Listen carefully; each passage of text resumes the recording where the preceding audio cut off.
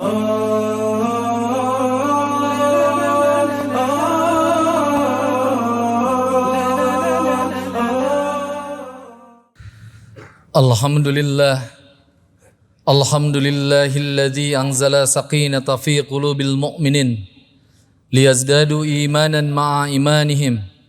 Asyhadu an la ilaha illallah wa rahmanur rahim wa asyhadu anna Muhammadan abduhu wa rasuluh min akhiril anbiya'i wal mursalin.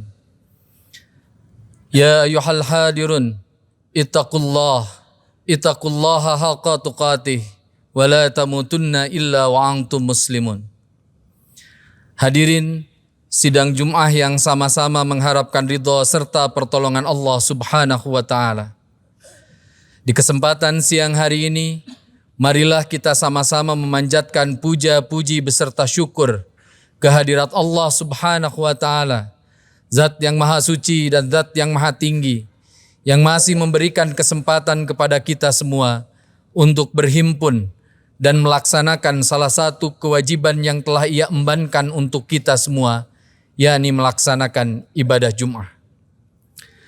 Hadirin sidang Jum'ah yang berbahagia, apabila kemudian kita membaca dengan runut dan teliti terkait dengan pensyariatan ibadah saum, maka kita akan sama-sama menemukan satu kesimpulan, bahwa ibadah saum yang Allah hadirkan dan Allah wajibkan untuk kita semua dan juga untuk umat sebelum kita adalah agar kemudian kita semua menjadi pribadi-pribadi yang bertakwa kepada Allah Subhanahu wa taala.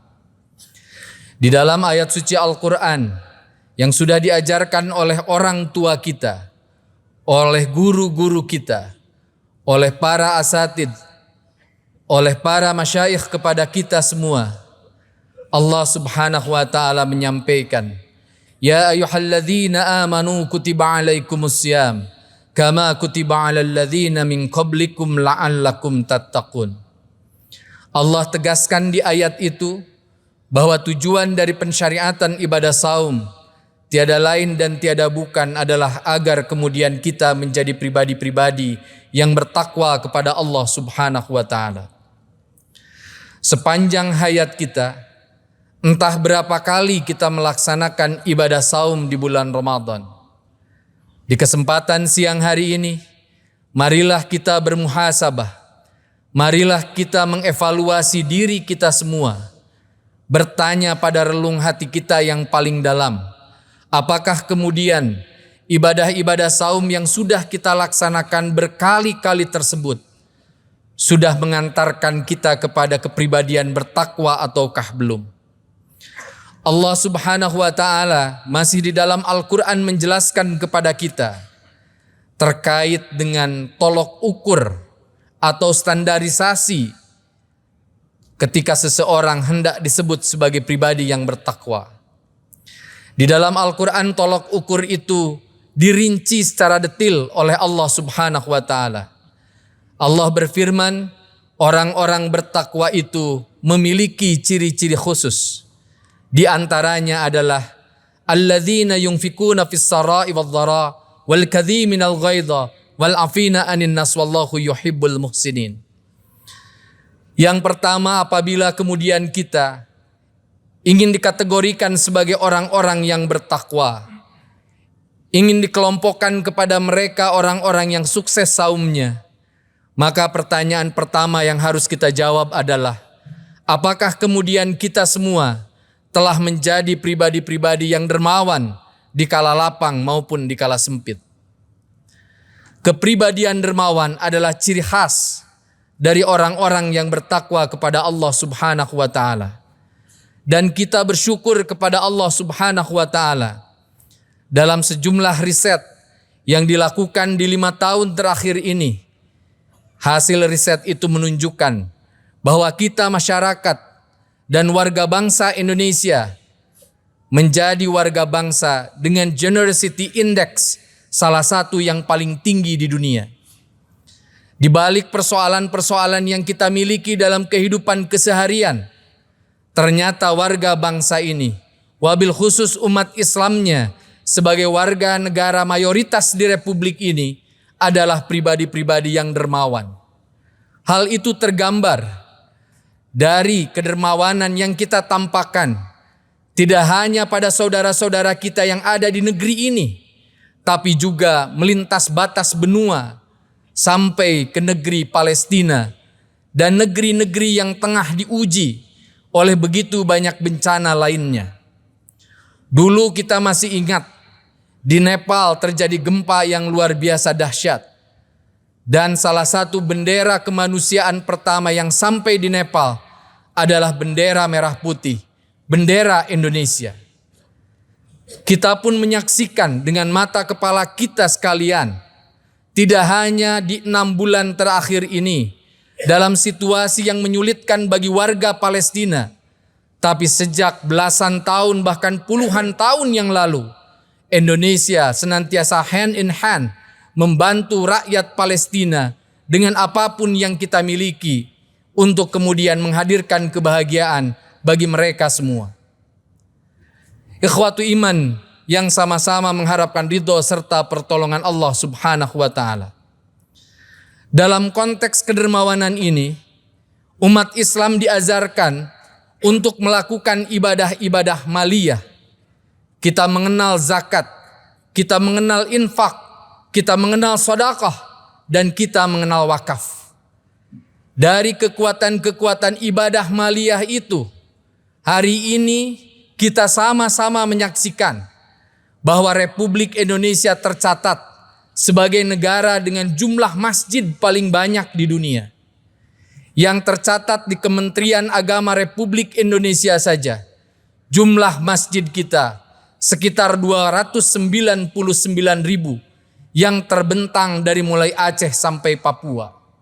Dan kalau kita datangi masjid-masjid itu, maka masjid-masjid itu mayoritas adalah masjid yang didirikan oleh umat Islam tanpa bantuan negara, karena umat ini adalah umat yang mandiri, yang membangun aset-aset keumatannya dari kekuatan zakat, infak, sedekah, dan wakaf. Terkait dengan zakat ini, izinkan saya mengingatkan, di dalam Al-Quran, zakat itu perintahnya begitu imperatif. Kalimatnya, khudh min amwalihim shadaqatan tutahhiruhum wa tuzakkihim biha.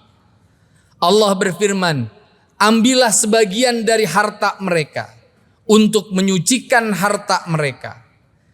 Dan ikhwatu iman yang saya muliakan, yang menarik, Allah Subhanahu wa taala mempergunakan kosakata ambillah, bukan mintalah, bukan mohonlah. Ini menunjukkan betapa kewajiban zakat itu begitu melekat pada diri kita. Oleh karena itu di ujung Ramadan nanti, untuk kemudian mengetes keimanan dan ketakwaan kita kepada Allah Subhanahu wa taala, termasuk kedermawanan kita, maka kemudian kita diwajibkan untuk membayar zakat paling ringan dalam kaidah syariat Islam, yakni membayar zakat fitrah, yang tentu harapannya diikuti dengan zakat-zakat dari aspek yang lainnya. Ikhwatu iman yang saya muliakan, izinkan saya juga mengingatkan, apabila umat Islam ini berhasil menjadi umat Islam yang dermawan, maka kita bisa pastikan umat ini akan memimpin peradaban. Hari ini kita sama-sama menyaksikan bahwa kampus-kampus besar yang punya kelas world class university itu adanya di benua Eropa, adanya di benua Amerika, adanya di benua Australia.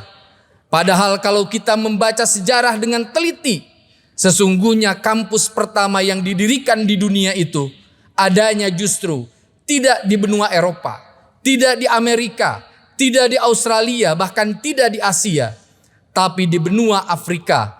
Namanya Al-Karuni University, didirikan di Maroko oleh seorang mujahidah perempuan, oleh seorang perempuan yang tercerahkan, well educated and well informed, yang kemudian memiliki nama Fatimah Al-Fikhri. Hadirin ikhwatu iman rahimakumullah, kampus itu berdiri kurang lebih tahun 860-an. Selepas itu kita mengenal Al-Azhar University yang didirikan di Mesir tahun 970 sampai 973 Masehi. Dan yang paling menarik dan dahsyat, Al-Azhar sejak tahun 970 sampai hari ini mayoritas kursinya dipersilahkan untuk diduduki oleh anak-anak dari seluruh dunia dengan gratis. Oleh karena itu dulu Islam itu menjadi rujukan ilmu pengetahuan. Orang-orang barat yang ingin tercerahkan datang ke dunia Islam karena kita membangun tempat-tempat belajar dari kekuatan zakat, infak, sedekah dan wakaf kita. Oleh sebab itu gelorakanlah semangat ini.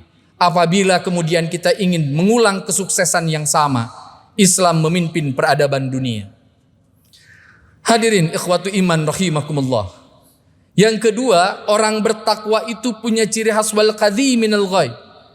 Mereka adalah orang-orang yang mampu menahan amarahnya. Oleh sebab itu izinkan khatib mengingatkan kita semua.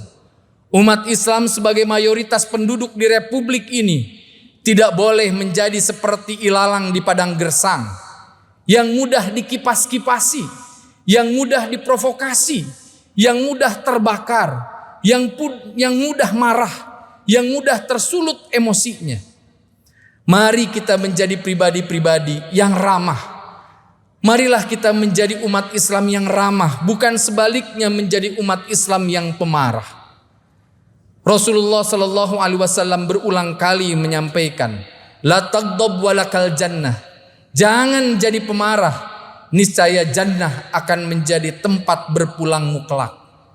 Oleh sebab itu ikhwatu iman yang saya muliakan, sebagai kepala rumah tangga, maka mari kita hadir di tengah rumah tangga kita sebagai ayah, sebagai orang tua yang penuh dengan sikap welas asih, mendidik anak-anak kita untuk menegakkan syariah, tapi tidak dengan intimidasi, tapi justru dengan mempersuasi. Kita yang hadir di sini adalah agen-agen Islam yang semestinya menjadi juru-juru dakwah Islam, yang kemudian mengenalkan Islam ke siapapun, kemanapun, ke warga bangsa manapun. Dan syarat mutlak kalau kemudian ingin ajaran agama ini dicintai oleh orang lain, maka bawa ajaran agama ini dengan sikap yang penuh dengan welas asih. Ada kisah yang masyhur. Suatu saat Rasulullah Shallallahu Alaihi Wasallam terkejut karena terjadi keributan di dalam masjid. Rasul lalu kemudian bertanya, ada keributan apa itu? Lalu kemudian sahabat menjawab, ya Rasulullah, ada seorang anak muda yang ingin masuk Islam.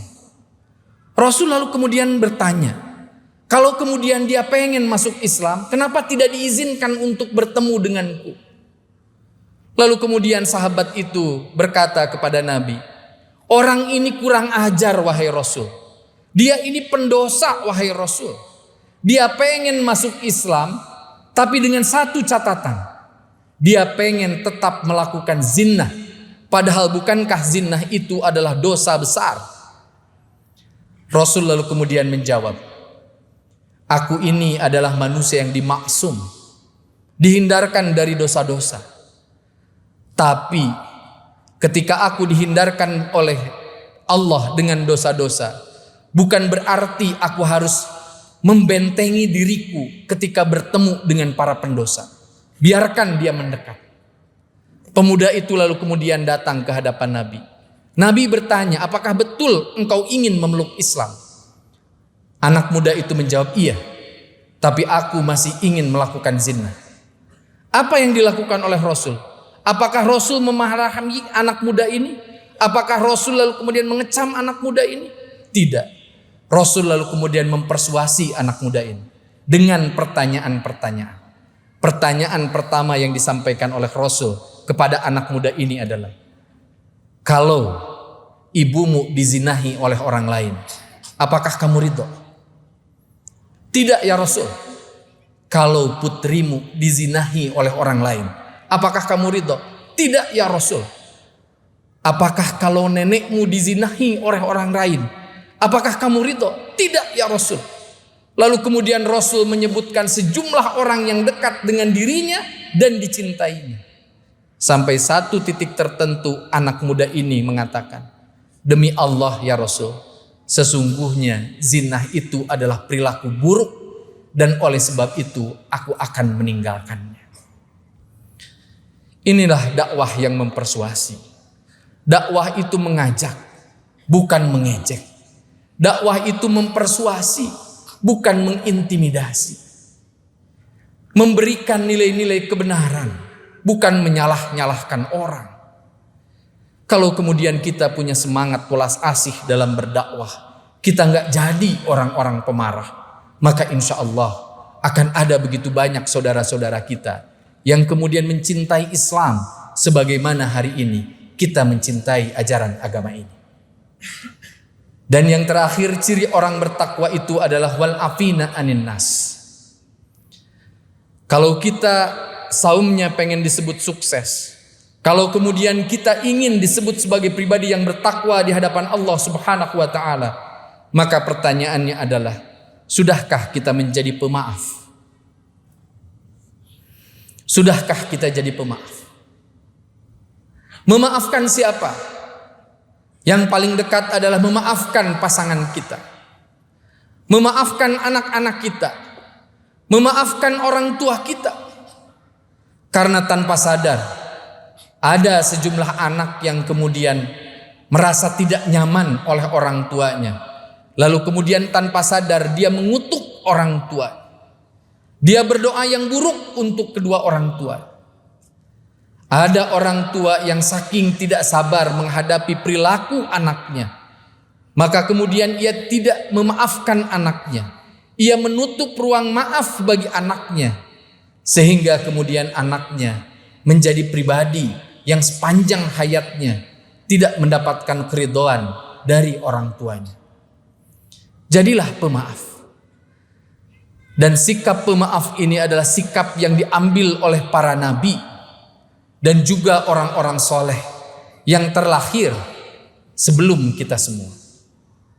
Sekadar mengingatkan, dulu kita punya ulama hebat di Republik ini, namanya Buya Hamka, Haji Abdul Malik Karim Amarullah. Buya Hamka adalah pribadi yang luar biasa dahsyat. Dia adalah pendakwah yang tidak hanya bagus dan tertata lisannya, tapi ia adalah pribadi yang pandai menulis, sehingga kemudian tulisan-tulisannya itu banyak menggugah dan menginspirasi orang untuk jatuh cinta pada Islam. Kita tahu pernah ada fragmen sejarah di Republik ini ketika Buya Hamka terpaksa harus masuk penjara. Beliau dipenjarakan. Lalu kemudian pada satu titik tertentu, orang yang diindikasikan memenjarakan beliau sakit. Lalu kemudian pribadi yang sakit ini di akhir hayatnya, di waktu-waktu terakhir hidupnya, memberikan pesan penting. Aku menitipkan wasiat, bila saatnya tiba, aku dipanggil keharibaan Allah Subhanahu wa ta'ala, maka kalaulah boleh aku bermohon, aku meminta agar Hamka mengurus jenazahku dan menyolatkan jenazahku. Ketika kemudian pribadi ini wafat, lalu kemudian berita tersebar, maka Hamka tanpa kemudian harus menunggu undangan, ia datang, ia memberikan penghormatan terakhirnya, karena ia menganggap bahwa yang wafat masih seakidah dengan dia, sahabat dia, mad'u dia, objek dakwah dia. Oleh sebab itu ikhwatu iman yang saya muliakan, jadilah pribadi-pribadi yang pemaaf, memaafkan kekeliruan orang-orang yang ada di sekeliling kita. Dan syarat untuk menjadi pemaaf itu sederhana. Khatib berikan contoh. Kenapa setiap anak-anak kita melakukan kekeliruan, kita memaafkan mereka? Syaratnya satu, alasannya satu. Karena ruang cinta kita, ruang welas asih kita lebih besar daripada ruang kebencian kita. Sehingga ketika anak-anak kita melakukan kekeliruan, maka kemudian muncul ruang pemahaman, ruang pemakluman, dan ruang pemaafan pada diri kita semua.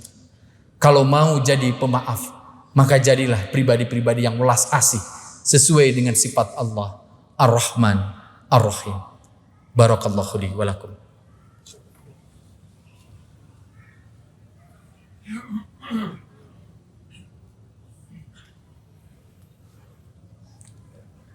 Innal hamdalillah nahmaduhu wa nasta'inuhu wa nastaghfiruh wa na'udzu billahi min shururi anfusina wa min sayyiati a'malina.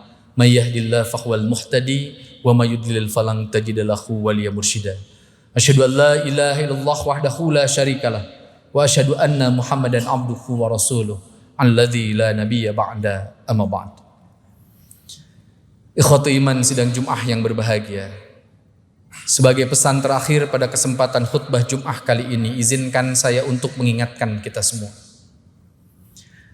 Beberapa saat yang lalu kita semua telah melewati fase yang terbiasa kita lakukan 5 tahun sekali. Kita diberikan hak konstitusi oleh negara untuk mengisi kepemimpinan eksekutif dan legislatif. Tentu dalam proses kontestasi itu, sebagian dari kita ada yang menyakiti, dan kalau tidak ada yang tersakiti. Maka pesan akhir dari saya, mari kita menjadikan bangsa ini sebagai bangsa yang penuh dengan welas asih.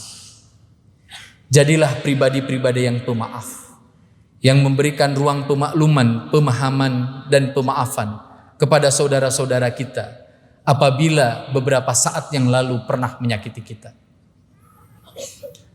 Rasulullah Shallallahu Alaihi Wasallam pernah menyampaikan, Yadullah ma'al jamaah, kekuatan Allah dan pertolongan Allah itu beserta dengan jamaah. Jamaah itu kalau ditafsirkan dalam bahasa kekinian adalah sekelompok masyarakat yang senantiasa membangun sinergi, harmoni, dan kolaborasi. Jadi kalau pengen bangsa ini ditolong Allah, maka mari kita bersinergi, membangun harmoni dan berkolaborasi dengan setiap warga bangsa, apapun latar belakangnya, demi kebaikan bersama. Sebagaimana yang pernah dicontohkan oleh Rasulullah Sallallahu Alaihi Wasallam ketika membangun kota Nabi yang kemudian kita kenal hari ini sebagai kota Madinah. Hadirin ikhwatu iman rahimakumullah. Dicukupkan sekian khutbah Jumat pada kesempatan siang hari ini. Dan mari kita tutup perjumpaan ini dengan bermunajat, berdoa kepada Allah Subhanahu wa taala. Semoga Allah yang Maha Rahman dan Maha Rahim senantiasa mencintai, melindungi, dan memberkahi kita semua. Bismillahirrahmanirrahim. Rabbana la tuzigh qulubana ba'da idh hadaitana wa hab lana min ladunka rahmah innaka antal wahhab. Rabbana hab lana min azwajina wa dhurriyyatina qurrata a'yunin waj'alna lil muttaqina imama. Rabbi habli minas salihin. Rabbi habli minas salihin. Rabbi habli minas salihin. Allahumma ighfirli wali walidayya warhamhuma kama rabbayani saghira.